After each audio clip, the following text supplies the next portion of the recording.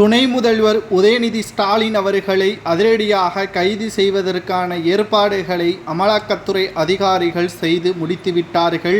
தமிழக தலைமை டாஸ்மாக் முறைகேடு வழக்கு உச்சநீதிமன்றத்தில் இடைக்கால தடை விதிக்கப்பட்டிருந்தாலும் உதயநிதி ஸ்டாலின் அவர்களை கைது செய்வதற்கு வேறு வழியே தேர்வு செய்துவிட்டது அமலாக்கத்துறை அதிகாரிகள். அதாவது 15 மாதங்கள் புழல் சிறையில் அடைக்கப்பட்ட செந்தில் பாலாஜி அவர்கள் பல்வேறு வாக்குமூலங்களை தெரிவித்துவிட்டார். அதிலும் குறிப்பாக உதயநிதி ஸ்டாலின் அவர்களது பினாமியார் திருச்சியில் இருக்கக்கூடிய மிக முக்கியமான தொழிலதிபர்களுக்கும் உதயநிதிக்கும் நேரடியான மறைமுக தொடர்பு இருக்கிறது. பண முதலைகள் 3 நபர்கள் என்றும் உதயநிதி ஸ்டாலின் அவர்கள் கூறியதாக சமூக வலைதளங்களில் திருச்சி சூர்யா அவர்கள் பேசி வருகிறார்.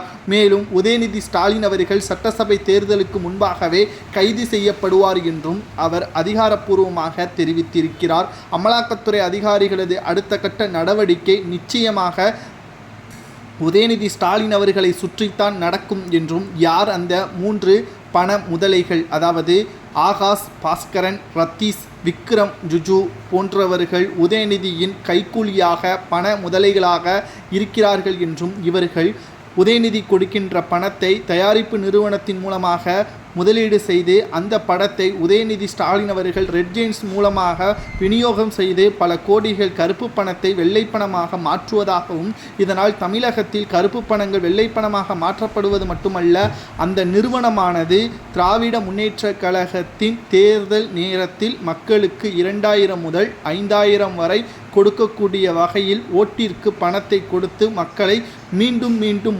முட்டாளாக்கும் நோக்கத்துடன் செயல்படுவதாக திருச்சி சூர்யா அவர்கள் கூறியுள்ளார். இது மிக முக்கியமாக நாம் பார்க்க வேண்டிய விஷயம் என்னவென்றால், 3 ஆண்டுகளாக இந்த தொழிலதிபர்கள் பற்றி எந்த ஒரு தகவல்களும் வெளிவராமல் இருந்தது. செந்தில் பாலாஜி அவர்கள் கைது செய்யப்பட்டு 15 மாதங்கள் சிறையில் அடைக்கப்பட்ட பிறகு பல திடுக்கிடும் தகவல்களும் திமுகவில் நடக்கக்கூடிய ஒவ்வொரு நிகழ்வுகளையும் நம்மால் பார்க்க முடிகிறது.